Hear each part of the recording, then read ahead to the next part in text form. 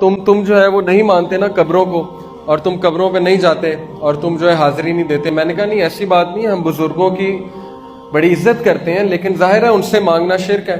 انہوں نے کہا نہیں میں تمہیں بتاتا ہوں، ہمارے محلے میں ایک لڑکا تھا، اس کو جو ہے نا وہ مرگی کے دورے پڑتے تھے، اسکیزوفرینک تھا، تو اس کو مرگی کے دورے ایسے پڑتے تھے کہ وہ بیٹھے بیٹھے کانپنے لگ جاتا تھا اور پاگل ہو جاتا تھا اور باولا تھا اور منہ سے تھوک نکلتی تھی، جھاگ نکلتی تھی۔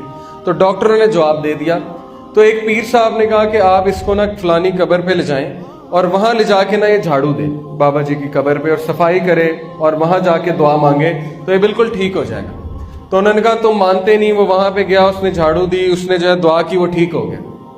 تو میں نے کہا اس کا کیا مطلب ہے؟ کہتے اس کا مطلب ہے کہ قبروں پہ جانا چاہیے اور وہاں پہ جا کے دعا بھی کرنی چاہیے۔ میں نے کہا نہیں، اس کا مطلب صرف یہ ہے کہ اس بچے پہ جن تھا، شیطان تھا، جب اس نے دیکھا کہ ان کا ایمان پختہ ہو رہا ہے یہاں پہ آنے سے تو وہ نکل گیا اور آپ کا ایمان پختہ ہو گیا۔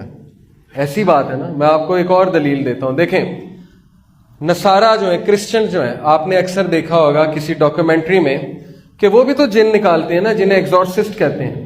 جو کرسچن پریسٹ ہیں وہ بھی تو جنات نکالتے ہیں۔ تو وہ جب جن کو کہتا ہے کہ عیسیٰ کے نام پہ، عیسیٰ مسیح کے نام پہ اور مریم جو ہے ان کے نام پہ علیہ السلام، ان کے نام پہ نکل جا، یعنی وہ خدا مانتے ہیں نا عیسیٰ کو اور مریم علیہ السلام، تو وہ واقعی نکل جاتا ہے۔ تو اس کا کیا مطلب ہے کہ کیا نعوذ باللہ عیسیٰ علیہ السلام جو ہے وہ خدا ہے؟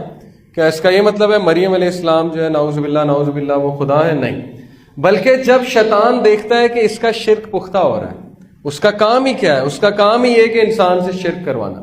جب وہ دیکھتا ہے کہ شرک پختہ ہو رہا ہے تو وہ نکل جاتا ہے تاکہ مزید ان کا ایمان جو ہے وہ پختہ ہو جائے۔